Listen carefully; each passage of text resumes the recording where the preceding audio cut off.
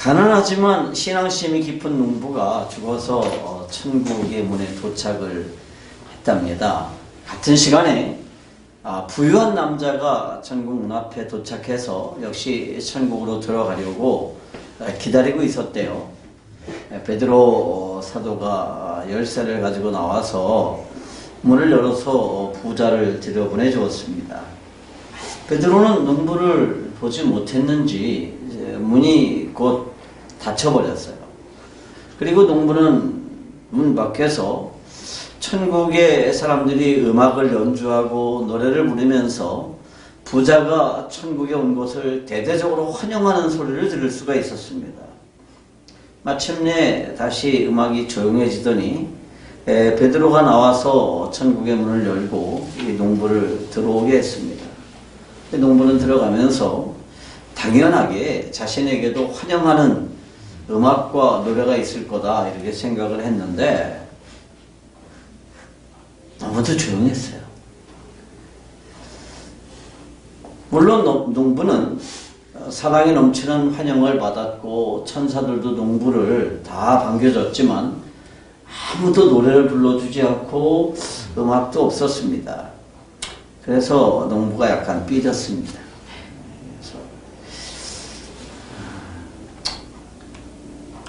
천국도 역시 차별이 있구나 생각을 했어요. 그리고 베드로에게 물어봤습니다.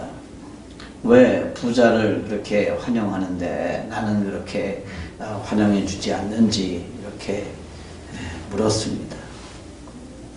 그랬더니 베드로가 이렇게 대답을 했습니다. 지금 천국에서도 부자들만 환영한다고 생각하시는 거죠? 제가 생각할 때 땅에서도 차별이 있었는데 천국에서도 차별받는 것 같아서 조금 기분이 좀 그렇습니다. 그랬더니 베드로가 이렇게 말하더래요. 이거 잘못 생각하신 겁니다. 우리는 다른 사람들과 똑같이 당신을 소중하게 여기고 그리고 당신은 부자와 똑같이 천국의 모든 기쁨을 누릴 권리가 있습니다. 그렇지만 천국에는 당신처럼 가난한 사람은 매일매일 오지만 아까 온 것처럼 그 부자는 100년에 겨우 한 사람입니다. 너무 귀해서 이렇게 축하 잔치를 연 거라고 이렇게 얘기를 했습니다. 오늘 최재희 권사님 돌아가신 다음 날 우리가 택한 본문은 뭐냐 하면 죽으면 다 끝나는 건가 라고 하는 제목의 말씀입니다. 오늘 우리가 읽은 본문에도 한 부자와 거지 나사로가 등장합니다. 그런데 오늘 본문에 나오는 부자와 방금 들려준 그 나사로가 다른 점은 그들이 죽은 후에 간 곳이 전혀 다르다는 겁니다. 본문은 한 부자와 거지 나사로의 이야기를 우리들에게 들려주고 있습니다. 한 부자가 있었습니다. 본문의 설명으로 보면 이 부자는 그냥 부자가 아니에요. 아주 상당한 부자였습니다. 자주 새 옷을 입고 있었다라고 소개하는 걸 보면 그냥 돈이 좀 있는 그러한 갑부가 아니라 일종의 귀족, 그것도 왕족 정도 되는 사람이었던 모양입니다. 거기다가 날마다 파티를 열어도 될 만큼 큰 부자였습니다. 그런데 그 사람의 집 앞에는 나사로라고 하는 거지가 대문에 누워서 그 사람들이 버리는 음식물을 얻어먹으면서 겨우겨우 생계를 유지하고 있었습니다. 음식물 쓰레기통을 뒤지고 있었어요. 개처럼. 세월이 흘러서 나사로가 죽었습니다. 성경에 보니까 거지가 죽어 천사들에게 받들려 아브라함의 품에 들어갔다라고 기록을 하고 있는데 부자는 죽어서 장사되었다라고 기록한 걸로 봐서 나사로는 아마 장례 절차도 없이 그냥 묻혔던 것으로 보입니다. 반면에 부자는 호화로운 장례 절차를 밟아서 무덤에 묻혔을 것입니다. 그런데 문제는 죽은 다음에 나사로는 아브라함의 품에 안겨 있었고 부자는 지옥에서 고통을 당했다는 것입니다. 오늘 우리는 이 본문의 부자와 나사로의 얘기를 통해서 몇 가지 중요한 사실을 함께 살펴보기를 원합니다. 우리가 알아야 되는 아주 중요한 사실, 첫 번째가 뭐냐 하면 사람은 누구나 다 죽는다는 것입니다. 따라합시다. 사람은 누구나 다 죽어요. 누구나 다 죽어요. 하나님 집사님 예언하는데 죽을 거예요. 기분 나쁘신가요? 죽어요. 22절 말씀입니다. 이에 거지가 죽어 천사들에게 받들려 아브라함의 품에 들어가고 부자도 죽어 장사되매, 이렇게 기록되어 있습니다. 거지가 죽었습니다. 그런데 부자도 죽었습니다.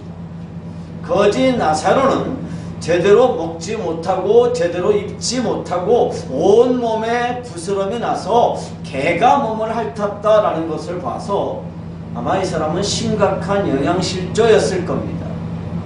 그런 이유로 나사로는 아마 조금 일찍 죽었을지도 몰라요.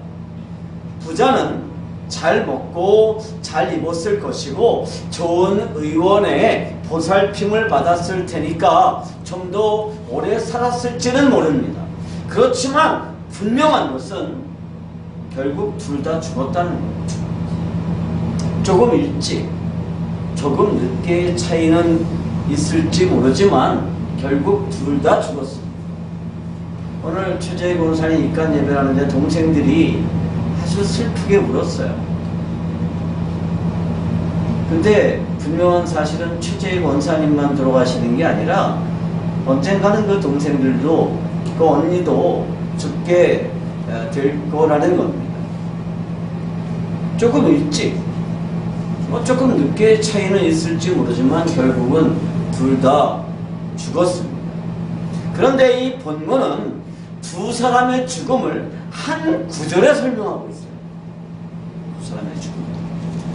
한 사람은 부자였고 한 사람은 가난했지만 두 사람의 죽음에 대해서 성경은 같은 단어를 사용합니다. 부자의 죽음과 가난한 이의 죽음이 다르지 않습니다. 그래서 누가복음 16장 22절은 죽음이라는 단어를 똑같이 두 번을 사용해서 이 두 사람이 죽었다라고 간단하게 설명합니다. 오늘 우리는 최재희 권사님 입관 예배를 하고 내일이면 고인의 시체는 화장이 되어서 한 줌의 채로 변하게 될 겁니다. 그리고 연화장에 안장되겠죠. 3년 전에 저는 비엔나에 가봤어요. 비엔나의 그 무덤, 공동묘지죠. 거기 가봤는데 거기는 묘지가 무슨 예술작품 전시장 같아요. 비석들이 정말 뭐 어마어마한 예술작품이에요. 이런 비석은 하나도 없습니다. 뭐 천사들이 막 호위하는 거, 뭐 음악 연주하는 거 그런 게 다 비석으로 만들어져 있습니다. 거기는 모차르트, 베토벤, 브람스, 맨델 존슨인가요? 맨델스존. 지금 제가 졸리겠습니다. 맨델스존, 뭐 여러 위인들의 무덤이 정말 예술적이고 화려한 비석으로 장식되어 있었습니다. 영국의 세인트 폴 대성당이나 웨스트민스터 성당에 가보니까 예배당 바닥이 전부 비석으로 되어 있습니다. 그 예배당 안에, 그 아래는 무덤이죠. 거기 잠들어 있는 사람들은 아무나 거기 잠드는 게 아니에요. 모두 위대한 인물들입니다. 위대한 장군, 위대한 왕, 위대한 성인들이 그 교회 바닥에 잠들어 있습니다. 사랑하는 여러분, 사람은요 누구나 다 죽습니다. 이 세상에서 어떤 인생을 살았든지 사람은 죽어요. 부자로 살았든지 가난하게 살았든지 많이 배웠든지 못 배웠든지 사람은 누구나 다 죽습니다.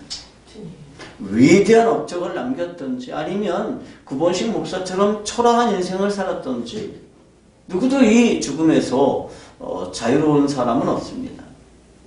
그런데 여러분, 사람이 왜 죽는지 아세요? 사람이 왜 죽습니까? 죽을 때가 되어서 죽나요? 늙어서 죽나요? 병이 걸려서 죽나요? 사람이 왜 죽습니까?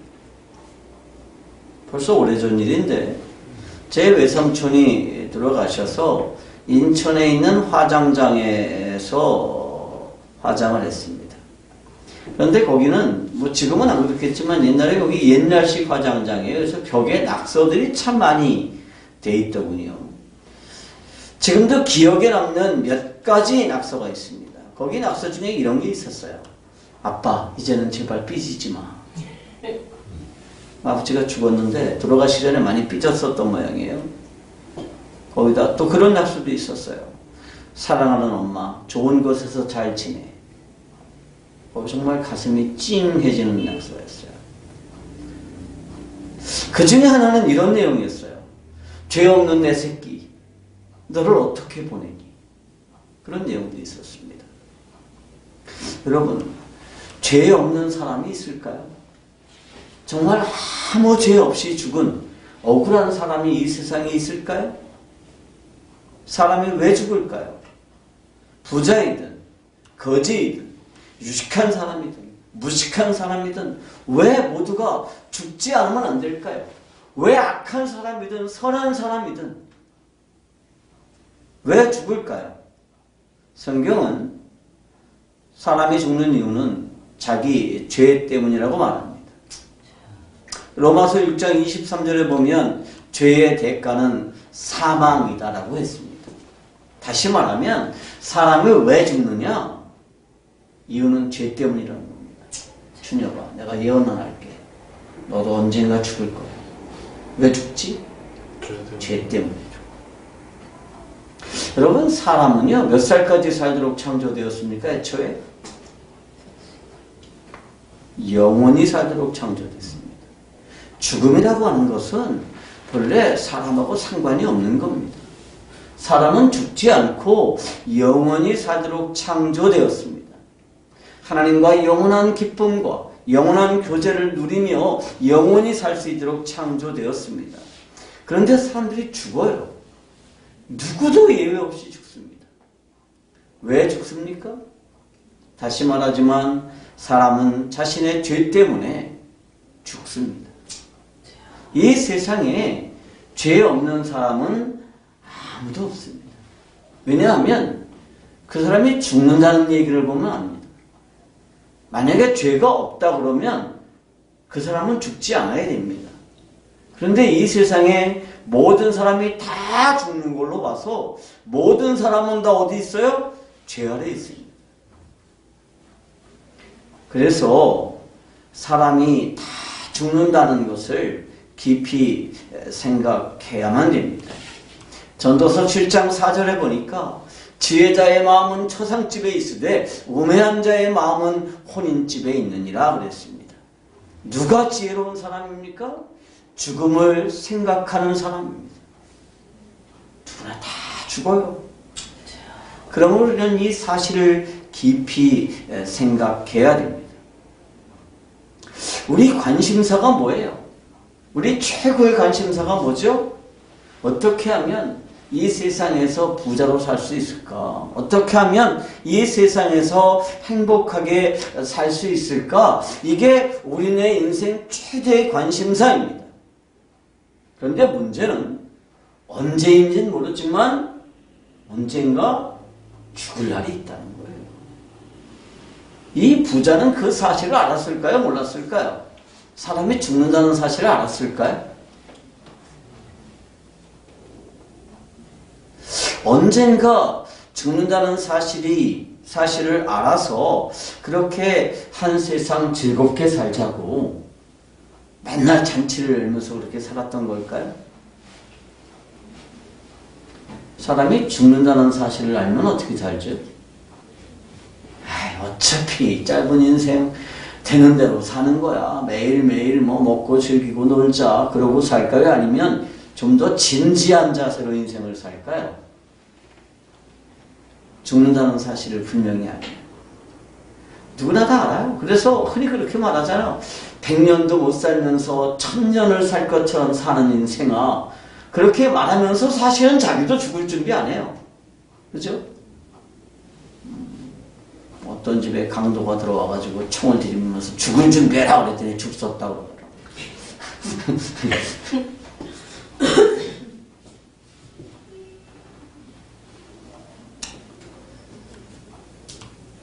만약에 우리 인생에 죽음의 날이 찾아온다는 것을 진정으로 아는 사람이라면, 그렇다면 죽음 이후의 삶을 진지하게 준비해야 됩니다. 이 인생이, 이 세상이 언젠가 끝난다는 것을 안다면 이 세상이 전부인 것처럼 그렇게 살지는 않을 거예요. 사람은 누구나 다 죽습니다. 예외 없이 죽습니다. 위대한 사람도 죽고, 보잘것없는 사람도 죽고, 부자도 죽고, 가난한 사람도 죽습니다. 사람은 예외 없이 다 죽습니다. 그러므로 우리가 이 부자와 거지의 이야기를 들으면서 알아야 되는 게 뭐냐? 사람은 누구나 다 죽는다는 것입니다. 둘째로 알아야 되는 게 뭐냐 하면, 죽음으로 모든 게 끝나는 것이 아니라는 것입니다. 따라합시다. 죽는다는 것으로 모든 게 끝은 아니다. 모든 게 끝은 아니다. 사람들은요, 죽으면 모든 게 끝난다고 착각해요. 그래서 골치 아픈 문제를 가지고 어디로 도망가요? 죽음으로 도망가죠. 오늘 우리가 읽은 본문을 보면 부자와 나사로의 이 세상에서의 삶에 대해서 짤막하게 설명해요. 그런데 죽고 난 이후의 일을 훨씬 더 길게 설명하고 있죠. 본문의 주인공은 부자예요. 그런데 23절에 보니까 이 부자가 죽어서 간 곳을 뭐라고 불렀냐면 음부라고 불렀습니다. 음부가 뭐예요? 헬라어 성경으로 보면 하데스트라는 단어를 사용했는데, 이게 천국의 반대 개념으로 지옥이라는 뜻입니다. 이 부자가 지옥에서 보니까 천국에 누가 있느냐면 거지 나사로가 있었습니다. 자기가 세상에 살 때 자신의 집 문에 누워서 집 음식 찌꺼기를 먹고 살았던 나사로가 지금 천국에서 살고 있는 모습이 보였습니다. 세상에 살 때 자신은 부자로서 날마다 맛있는 것만 먹고 잘 입고 잘 지냈는데, 지금은 지옥에서 고통스럽게 살고 있습니다. 그런데 세상에서 고통스럽게 살던 나사로가 지금은 반대로 천국에서 영원한 세상을 살고 있었던 거예요. 어쩌면 이 부자는 죽으면 모든 게 다 끝이지, 이렇게 생각하고 살았을지도 몰라요. 한 세상 살다가 죽으면 그걸로 끝이지, 뭐 다음 세상 같은 게 또 있으려고 그렇게 생각했을 것입니다. 그래서 성경에서 얘기하는 다음 세상의 이야기에는 귀를 기울이지 않았을 거예요. 그러고 보면 어쩌면 이 사람은 사두개파에 속한 사람이었는지도 모릅니다. 예수님 당시에는 두 개의 큰 파가 있었죠. 하나는 바리새파고 하나는 사두개파입니다. 그런데 사두개파에 속한 사람들은 성전 제사를 감당하고 있었는데, 그 때문에 대부분 부자들이었습니다. 그런데 사두개파에 속한 사람들은 영혼의 존재라든지 다음 세상이라든지 하는 것에 대해서 믿지 않았습니다. 그들은 이 세상이 전부라고 믿고 살았던 사람들이었습니다.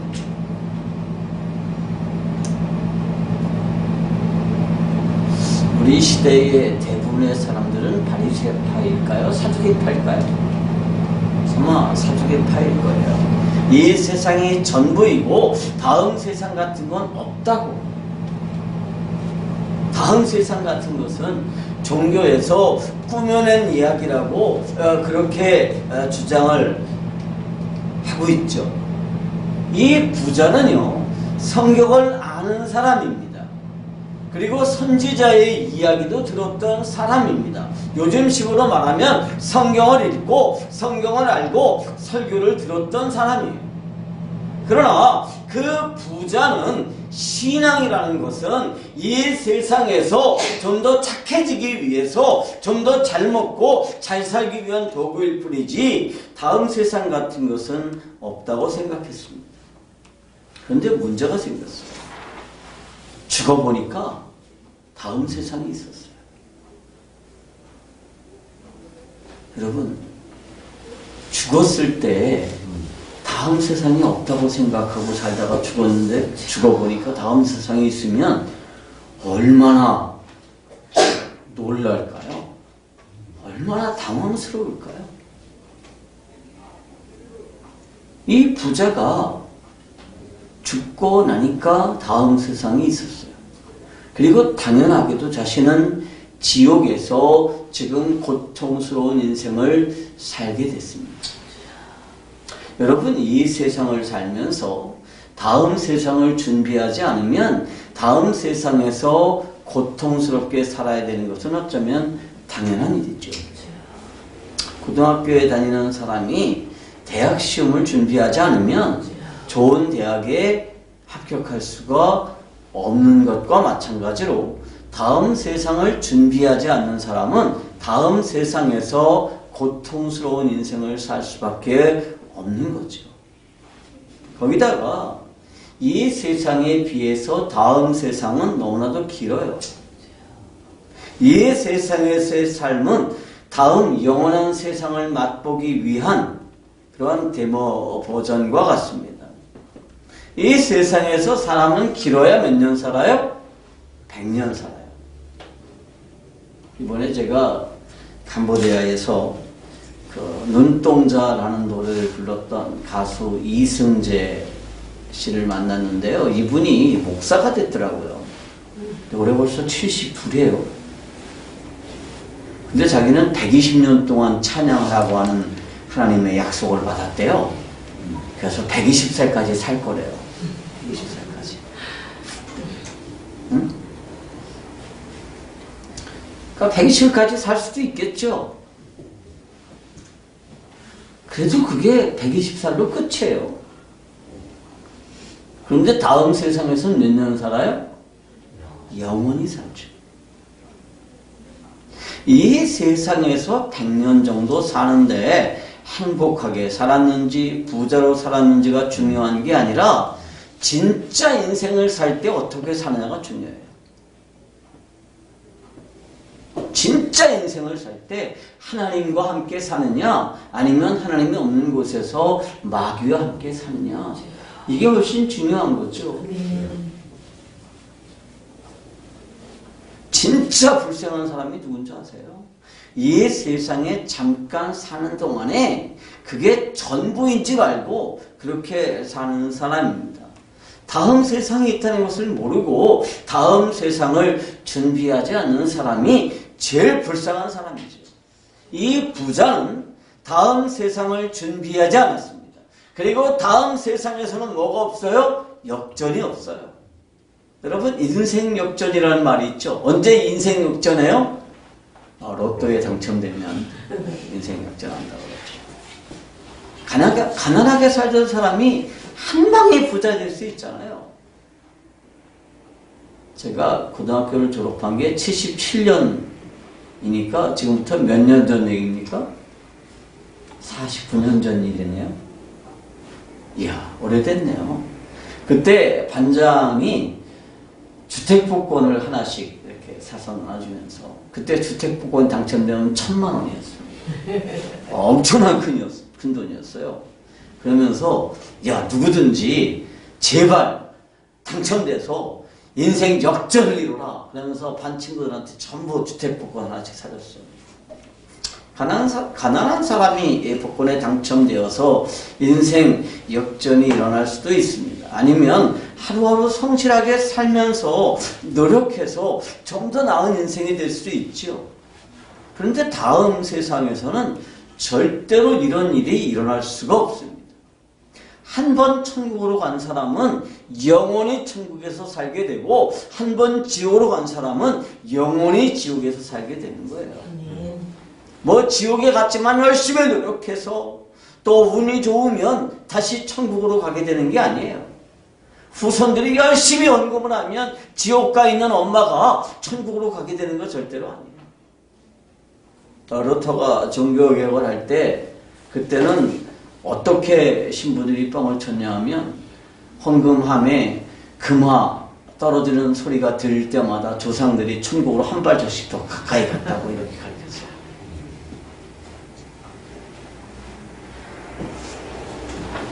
그거 아니죠. 지옥에서 이 부자의 간절한 소망이 뭐죠? 다시 천국으로 가는 거였어요? 그는 꿈도 꿀 수 없었습니다. 이 부자의 소망이 23절과 24절에 나와 있습니다. 같이 읽읍시다. 23절, 24절. 저가 음부에서 고통 중에 눈을 들어 멀리 아브라함과 그의 품에 있는 나사로를 보고 불러오되 아버지 아브라함이여 나를 불쌍히 여기사 나사로를 보내어 그 손가락 끝에 물을 찍어 내 혀를 서늘하게 하소서 내가 이 불꽃 가운데서 고민하나이다. 자, 부자가 지옥에서 가졌던 간절한 소망이 뭐예요? 단 한 방울의 물이었어요. 한 통의 물이 아니에요. 벌컥벌컥 마실 수 있는 물이 아니라 손에 물 한 방울만 찍어서 내 혀에 좀 대주십시오.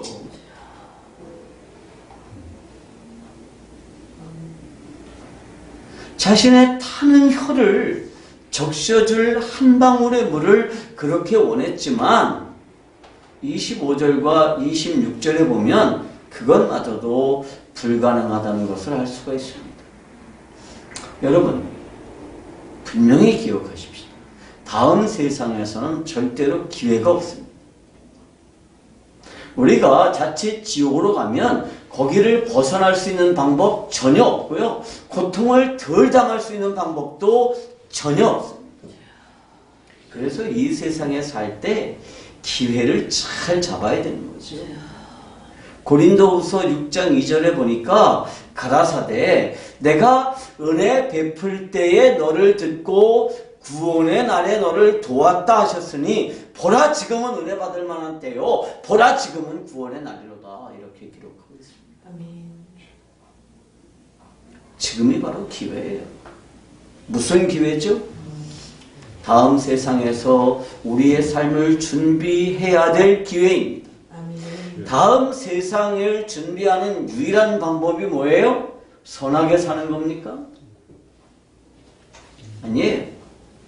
물론 선하게 살아야 되지만 다음 세상을 준비하는 유일한 방법은 예수님의 복음을 받아들이는 것입니다.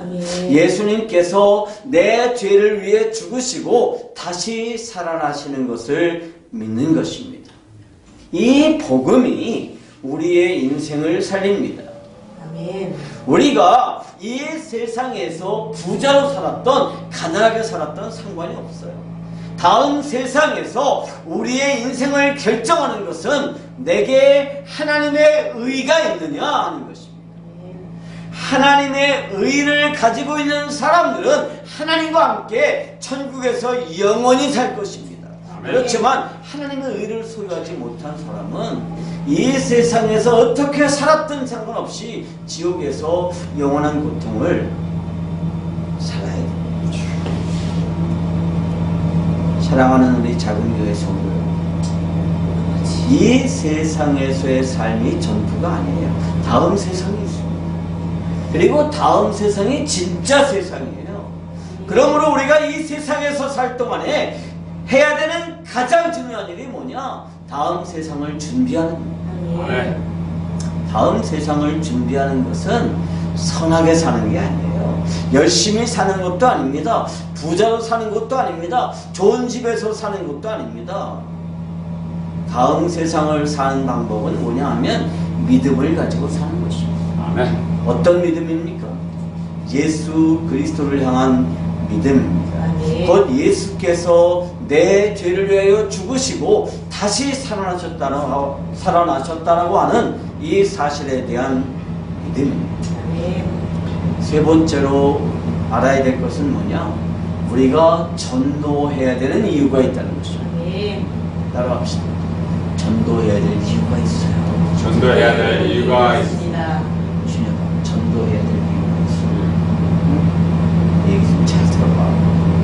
이 부자는요, 자신의 처지가 회복될 수 없다는 사실을 알고 포기해요. 천국으로 갈 수 없다는 사실을 압니다. 또 지옥에서 영원한 고통을 피할 방법이 없다는 사실도 알고 그것도 포기해요. 그래도 지옥에서도 절대로 포기할 수 없는 것이 하나 있어요. 그게 뭐냐면 자신의 가족들입니다. 자신은 지금 지옥에 와서 이렇게 심한 고통을 당하고 있고 또 이 영원한 고통을 면할 길이 없지만 아직까지 지옥으로 오지 않았는데 반드시 오게 돼 있는 자신의 가족들, 형제들이라도 이 고통을 면해주고 싶다는 생각이 들었습니다. 사람이라면 누구나 다 그렇죠. 그래서 아브라함에게 부탁합니다. 그 내용이 27절과 28절에 기록되어 있습니다. 가로되 그러면 구하노니 아버지여 나사로를 내 아버지의 집에 보내주소서. 내 형제 다섯이 있으니 저에게 증거하게 하여 저희로 고통받는 곳에 오지 않게 하소서. 자신의 가족들만이라도 이 고통스러운 곳에 오지 않게 해달라는 이 사람의 심정이 이해가 되십니까? 대부분의 부모님들이 그렇지만 제 부모님들 역시도 대단한 교육열을 가지고 계셨습니다. 평생을 뼈가 부서지게 일을 하셨을 뿐만이 아니라 그것도 모자라서 농부에게는 생명과 같은 전답을 팔아서 제 학비를 냈습니다. 지금 제 고향의 땅값이 많이 올라서 한 평에 적어도 300만 원이 넘습니다.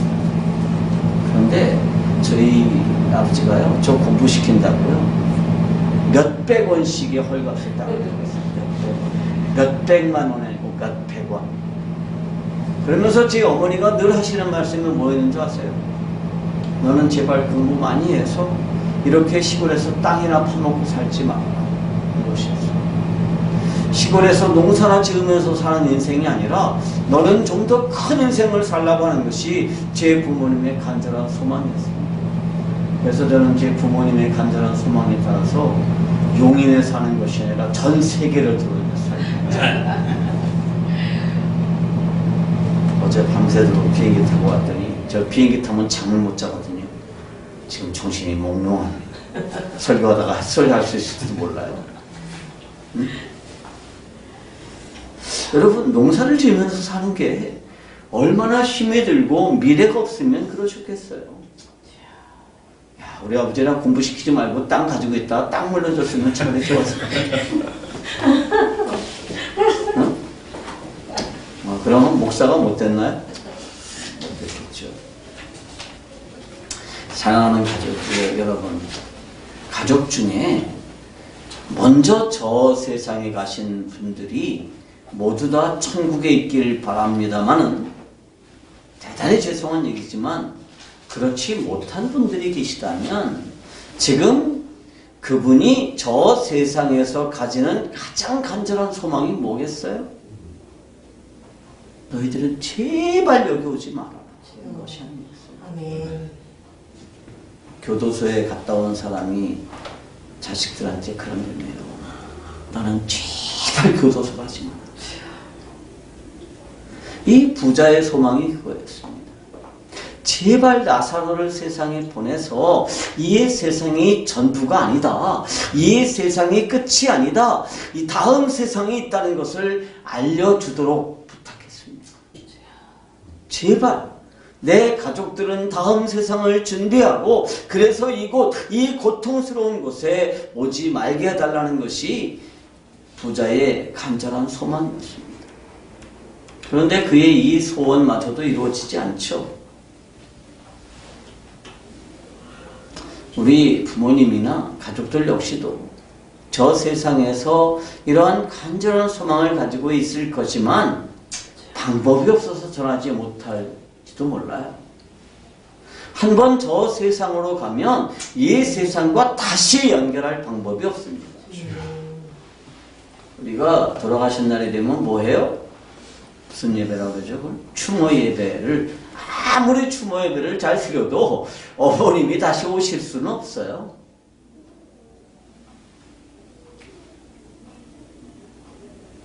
이 세상과 저 세상은 완전히 끊어져 있기 때문에 차원이 다르기 때문에 서로 연락을 취할 방법이 없습니다.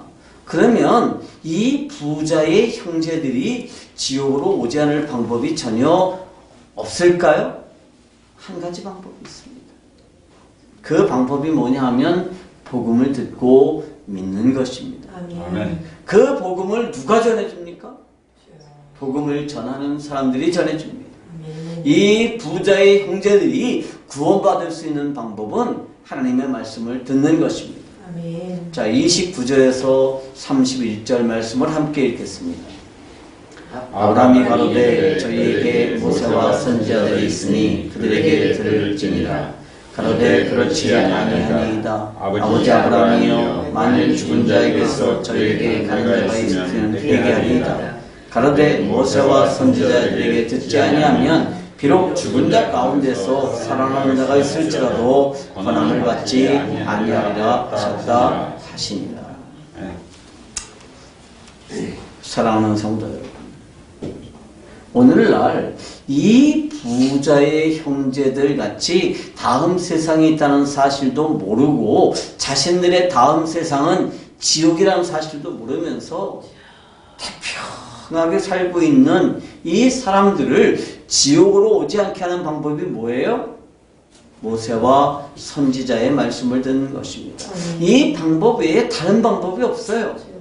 모세와 선지자의 말을 듣고 회개하지 않으면 설령 죽었던 사람이 다시 살아나서 이야기를 한다고 그래도 그 사람의 말을 듣지 않을 것이라는 것이 성경의 말씀입니다. 그러므로 모세와 선지자의 말씀을 들어야 됩니다. 오늘날 모세와 선지자는 누구를 가리키는 거예요? 모세 역시도 죽었고 지금은 이사야나 예레미야 같은 선지자도 없습니다. 그러면 누가 모세이고 누가 선지자입니까? 하나님의 말씀을 맡은 사람입니다. 하나님의 말씀을 전해야 될 책임을 가지고 있는 사람들입니다. 그렇다면 우리가 바로 모세이고 선지자의 역할을 감당해야 되는 사람들이라는 뜻이죠. 전해도 듣지 않으면 할 수 없어요.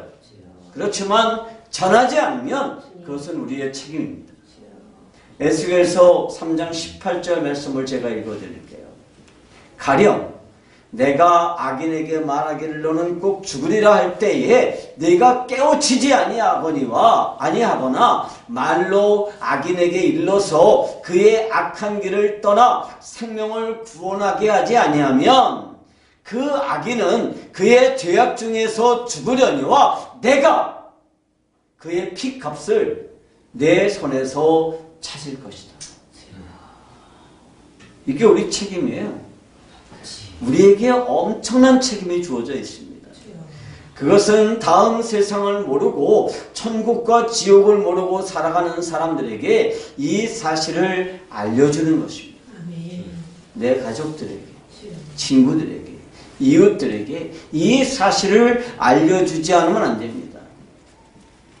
그들은 마침내 죽을 것이고 영원토록 지옥의 고통 속에서 후회하면서 지내게 될 것이기 때문입니다. 내게 생명이 있을 때, 그들에게 아직 생명이 있을 때 이 사실을 전해야 됩니다. 인생은 짧습니다. 모든 사람은 언젠가 죽습니다. 그런데 우리가 이 세상에 살아있을 동안에만 기회가 있어요. 아멘. 천국으로 갈 거냐? 지옥으로 갈 거냐? 주여. 엄마 못해 있을 때 기회가 없고요. 죽고 난 뒤에도 기회가 없습니다. 우리가 60년 혹은 70년 혹은 80년 좀 더 길게 살아서 120년을 산다 그래도 요 짧은 인생 기간 동안에만 뭐가 있느냐? 기회가 있는 거예요. 아멘. 우리가 이 세상에 살아있을 동안에만 기회가 있어요. 어떤 기회입니까? 예수님을 우리의 주인으로 모셔드릴 수 있는 기회가 주어져 있어요. 아멘. 그리고 우리는 다행히 하나님의 은혜로 이 기회를 잡은 사람들이죠. 아멘. 그렇다면 우리가 예수 안에서 좀 더 확신을 가지고 주여. 주님과 동행하는 그러한 삶을 살아야 될 줄로 믿습니다. 아멘. 기도합시다. 아버지 하나님 감사합니다. 아멘.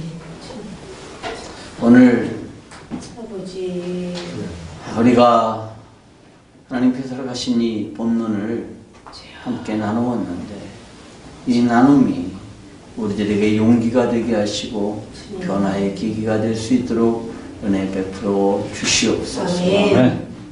우리 주님 예수 그리스도의 이름으로 감사하며 기도하옵나이다. 아멘.